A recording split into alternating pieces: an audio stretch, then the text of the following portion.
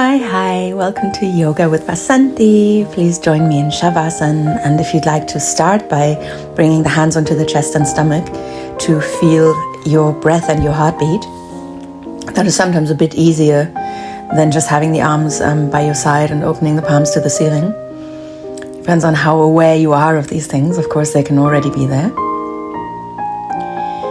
But if they're there on the chest and stomach, it probably is quite easy to feel that rhythm of the breath and the rhythm of your heartbeat. And then keeping that awareness, you can drop the arms. Palms open, shoulders dropped, chest nice and relaxed.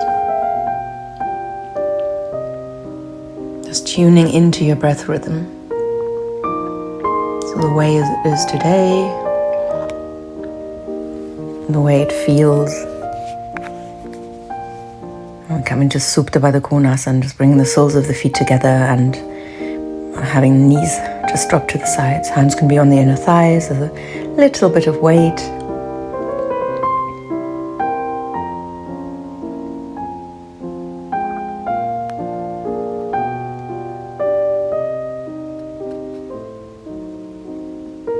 So nothing that's too deep for the hips and inner thighs. And feeling that gentle arch in the lower back. And then stretch your arms up over the head, raise your knees and drop your knees to the left side. You want to try and have the feet far apart. In fact, you could also bring your left foot on top of the right knee. And the arms could stay stretched out behind you or next to the head, but you could hold onto your opposite elbow as well. It just depends completely on what you're more comfortable with. So right hip is gently pushing over to the left side. And there is that gentle arch, but definitely a focus on stretching into the right side.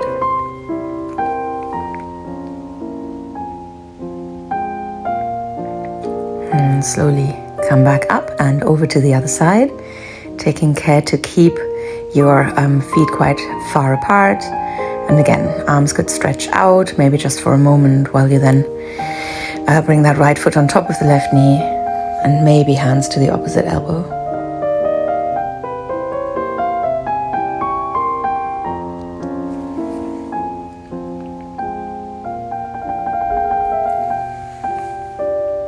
And similarly here, we've got time to breathe into the body and to feel the breath,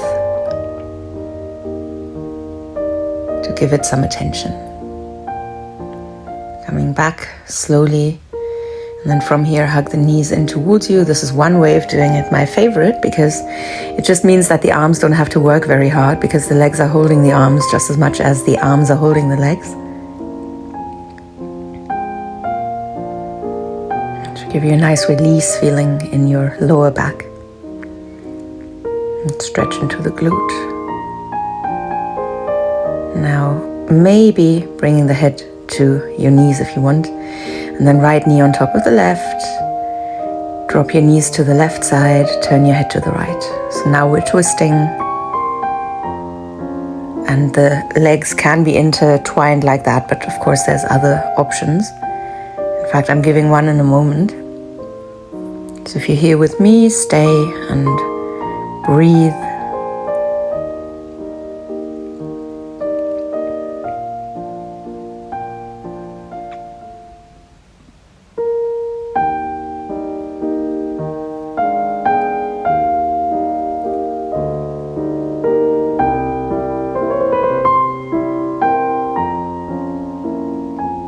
A few more breaths before we deepen if we want to.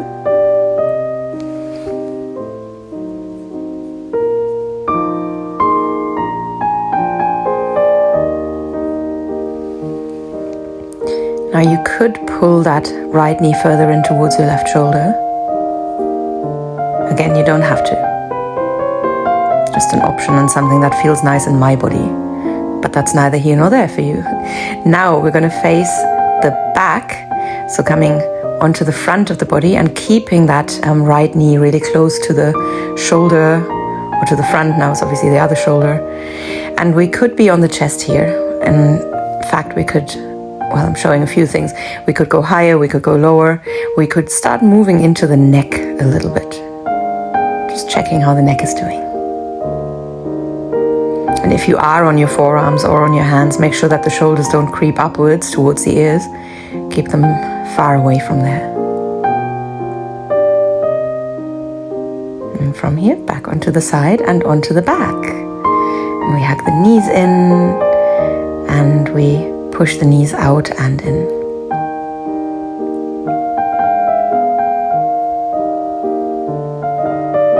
And then the knees push out and you bring your hands to your feet. Not happy baby, so you press the feet down and the knees out. More of a variation of a reclined angle or Suptabaddhakonasana.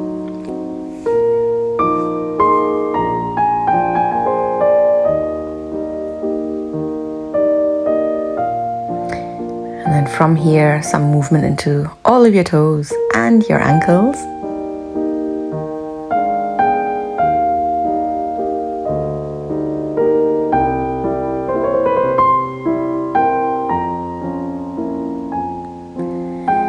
Go for the other side, left leg over the right, knees drop to the right side, head turns to the left, and you can adjust the hips to make sure you go somewhere that's comfortable for you but also deep enough. Arms wherever they're helpful really, as long as you keep your shoulders grounded.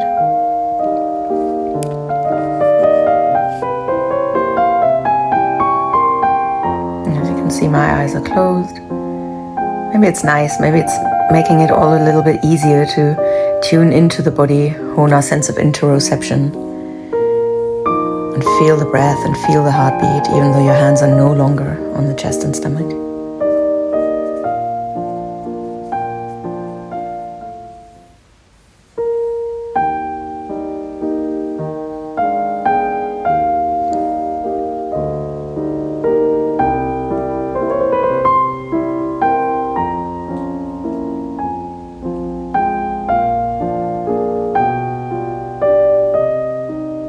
Just feeling the breath in the left side and of course in your back.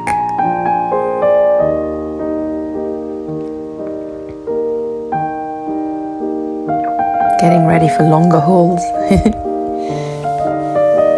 And then again that deepening, optional, left knee closer to the right shoulder.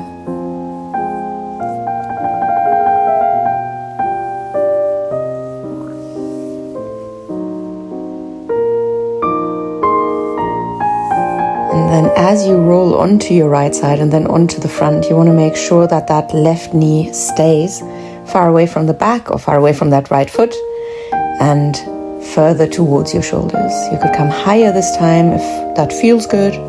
But again, it's fine to stay on your torso and just gently move into your neck. No particular way, just something that makes you feel good. Maybe a good opportunity to reiterate what I always say. We all have different bodies. We all have different lifestyles as well. And we might have slept differently as well. If it's morning for you, it's my afternoon. Good. Come back onto the right side and onto your back. And then from here, hug the knees back in. Knees a bit further apart. And then from here, we go into happy baby, where we'll push the knees even further apart and down towards the ground. And of course, you don't have to hold on to the feet. So anywhere where I've shown is fine. And anywhere where I haven't shown is fine as well. And if you feel like your shoulders and your neck aren't quite comfortable, then you can raise your buttocks a little bit. Otherwise, maybe ground yourself, feel that connection of the whole of the back with your mat. And again, here too, eyes can be closed. Eyes can always be closed if that feels comfortable to you.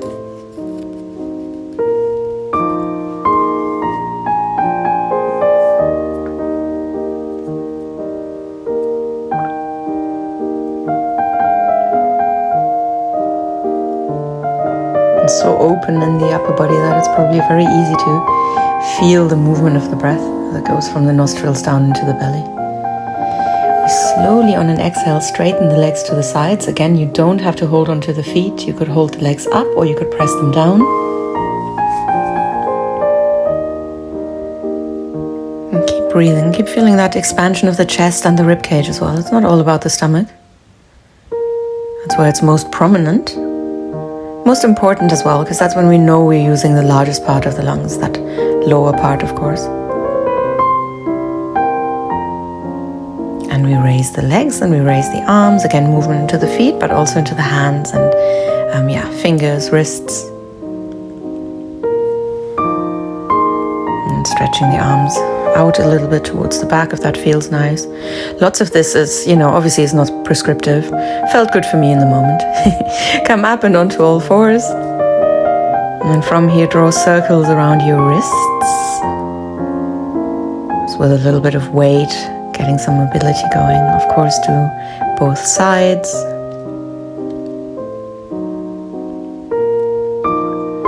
And breathing in, we'll arch our back in Markatasana. Breathing out, we round our back and drop the head. And in your own time. And then that next inhale, we're going to hold. No, not that one. The next one after that. This one, I'm sure of it. Perfect. And then we look to the left side so that we can see our left hip. Still arching. And then we look to the right side. We bring the hands a little bit further forwards, tucking the toes under. We drop the chest and chin. We could interlock the hands here. The chin could be on the ground or not, so that's completely up to you. Some people also like to turn the head to one side. So you must decide what's comfortable for you. And then hands to the ground. And we raise ourselves up into a cobra and roll into the shoulders. Feet can be far apart or not, that's completely up to you. Looking to the left shoulder and all the way to the back. And then to the right shoulder and all the way to the back. And from here, we tuck the toes under and press our hips to the back in a variation of child's pose. Long arms, and we round our back and come back up onto all fours. Arching and rounding with the wrists under the shoulders again. And then inhale, raise your right arm, reach upwards. Stay there for a few breaths.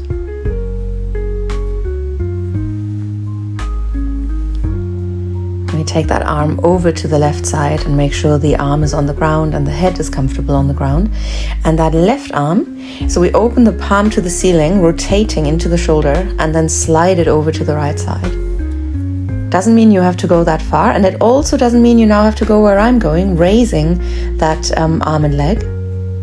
You could bind as well. But again, hand can be on the ground to support you. Knee can stay on the ground to support you as well. And it might not be that that's because it's easier, but also because it feels better. Come back onto all fours.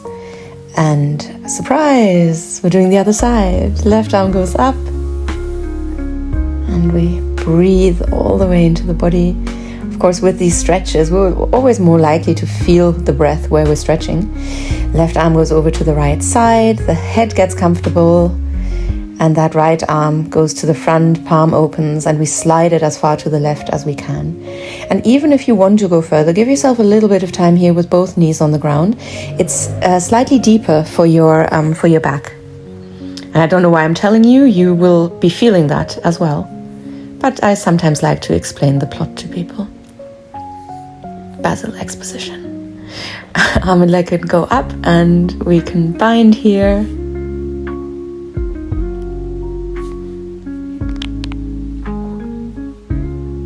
And release, slowly coming back into Pavanmukhtasana or tabletop, and a little slight round in the back and movement here if that feels good. I'm assuming it does. And then tuck your toes under, push your hips up, coming into Pavanmukhtasana, and lots of time here to get comfortable in the backs of the legs. Of course, we might not be there. This is my backs of the legs, so, paddling is fine.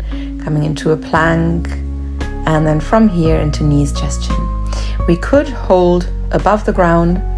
We could, I'm helpfully showing here, turn the head to one side. So lots of different options. And then breathing in, coming into a cobra or Bhujangasana, and breathing out back into Pavanmukhtasana. Again, a bit of paddling if you want. And pressing the shoulders to the back and up to lengthen the arms, the spine, that whole of the mountain that we're in. Breathe in, raise your right leg. Moving into that split dog, flexing the foot, dropping the heel if we want. And then keep your foot flexed as you straighten the leg and press the hip down. You should feel that really, really deeply in your left leg. And then step to the front. Drop your left knee to the ground into Asana. We're going a little bit further here and holding for longer. Press your elbows down, W shape of the arms, shoulders to the back. Pressing that top of the foot at the back into the ground so that the knee rises. This may or may not be possible. It's okay not to go for it here.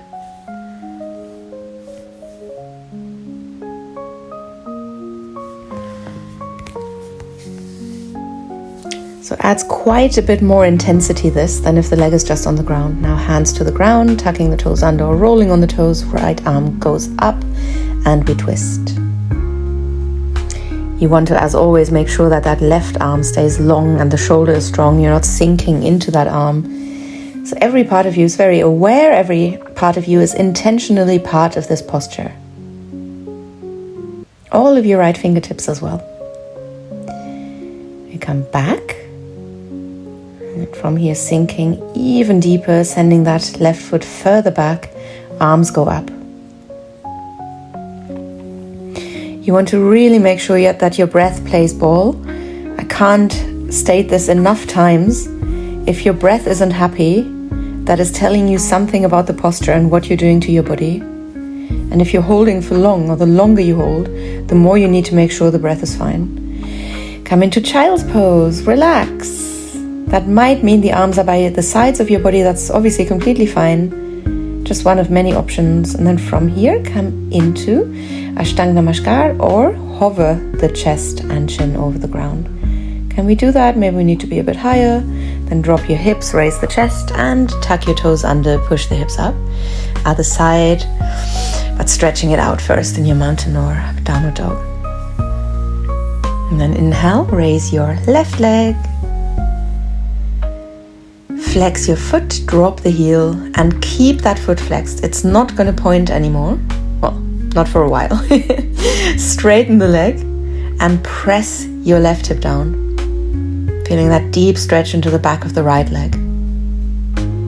Hamstring and calf. Achilles tendon. Step the left foot to the front, right knee to the ground. Hips down and to the front as we inhale and raise the arms. Mini change, unless you want to stay here, of course. Raising that knee off the ground. Press your elbows to your sides this time and bring the hands into one line with your elbows. So 90-degree angle of the arms. Again, advanced and not something that you need to master to be a good yogi. It's not about, we'll all become yogis one day and then there'll be world peace. But for the moment, it's okay to just work with the body that you've got. In fact, that's what you owe it to yourself.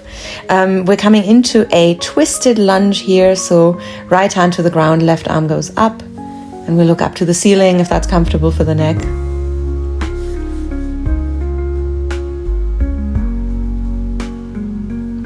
And mindfulness also means owing it to yourself to make sure you check on every part of the body and make sure it's okay.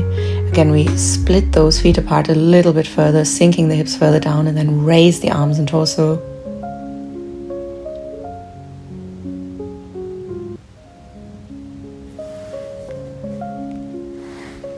And feeling the breaths in the body. It's always okay to guide some breaths. Might ground you, might make you feel more connected to the present. Come back into child's pose. But overall, you want to really listen in on the breath. It's hard enough to do that without guiding it. Let's do it. Inhale, come up to sit on the heels, and exhale, hands to the heart center. And then from Vajrasana, breathe in, raise your arms, and breathe out, come forwards and down. As you inhale, look to the front, and as you exhale, come into Chaturanga Dandasana. You could keep your knees on the ground for the first one. Breathe in, coming into upward dog, and breathe out, back into downward dog or mountain. Inhale, right leg goes up, and exhale, step your foot to the front. Little change now. We inhale and raise the arms. This should be easier for you because we were deeper just now. Let's classic Ashtanganamaskara. Ashwa, the horse, known as the crescent pose or crescent moon as well sometimes in English. Also equestrian, so there you've got the horse, that galloping horse. And open up into Warrior 2 now and open your palms to the ceiling. I want to raise your awareness by changing little tiny things in this posture. Look beyond your fingertips there at the front and press your right knee out. So hips nice and open. And then inhale, reverse warrior, making sure that we remember to keep bending that front leg. And left leg obviously straight, stretching into the side rather than thinking this is a back bend. It's not. And coming down into Pavanmukhtasana or extended side angle.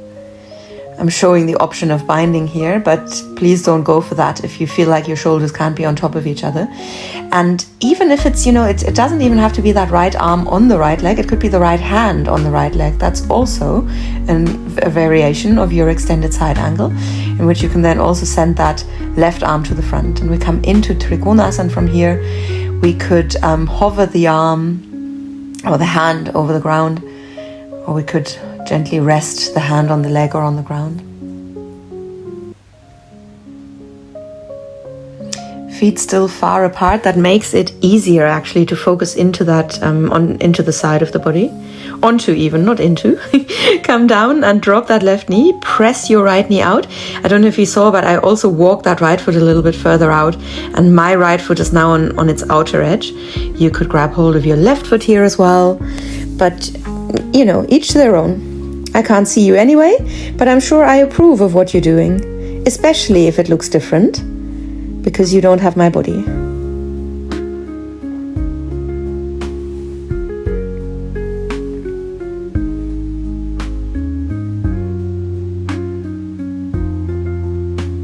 So some people may go deeper here, some people may go less deep. It's all good. I'm just showing what I would do here. We're starting to straighten that left leg. Helpfully you can't see, but we're straightening the, and it's also helpful for me to say left leg when I meant the right leg. Now you can see. So right leg straight, pressing the hips to the back so that you're resting on that left lower leg, and just come down with the torso as low as you want to. And then slowly back and into child's pose. You must excuse, it is the afternoon and it is Wednesday, and there's always an excuse for me to get things wrong.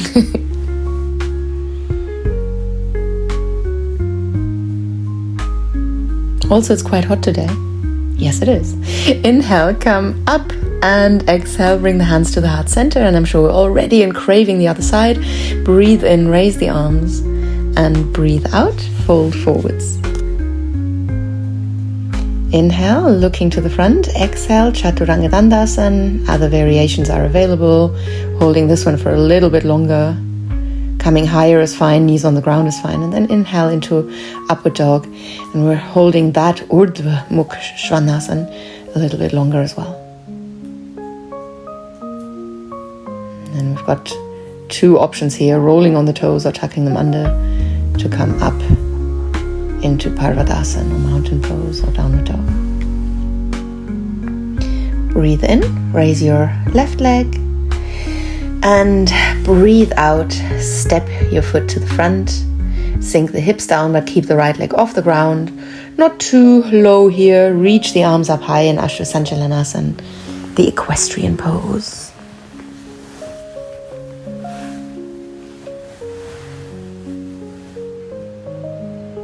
And spend time in your body with your breath. What could be more interesting? Not Netflix and chill. No.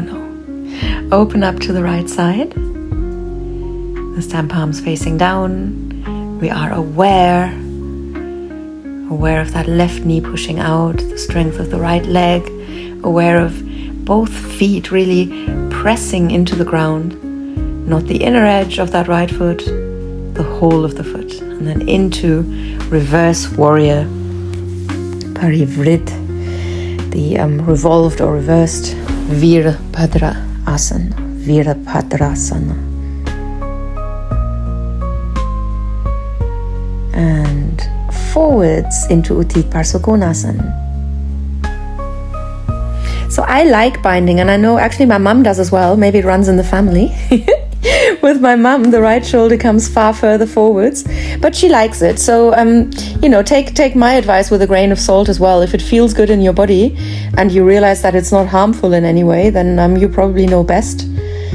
And it's also a way to then increase that flexibility there to go for a bind, even if it's not the perfect alignment here.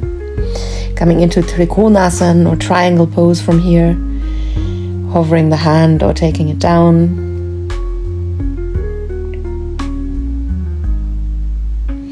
Yes, and remembering if it's uncomfortable to look up, look elsewhere, it's fine. What's more important if you're not looking up is that you're aware of pressing that right shoulder to the back. So the gaze will help you in the posture, in the alignment that you want here. But of course it needs to absolutely be comfortable enough for your neck. Hand down, drop your hips, and then drop that right knee to the ground. Walk your left foot out a little bit if you want. Press the left knee out. Left hip pushes down. It's not the right hip that needs to sink lower. That's low enough already. So we could be here. We could be on the outer edge of the left foot. And we could also grab hold of the right foot if we wanted.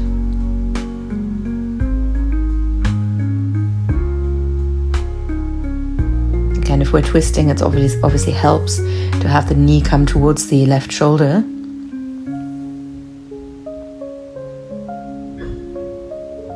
Did I say the knee? I meant the chin. I'm going to leave that in because everybody is fallible. Good.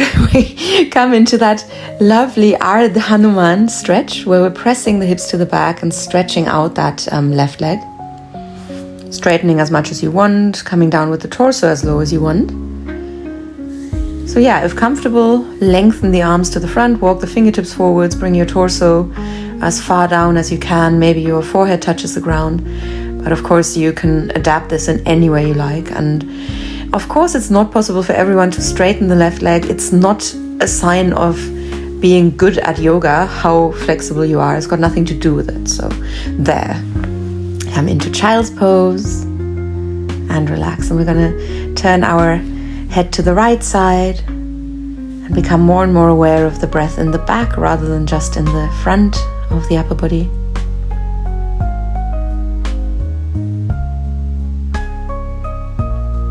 And then turn your head to the left side.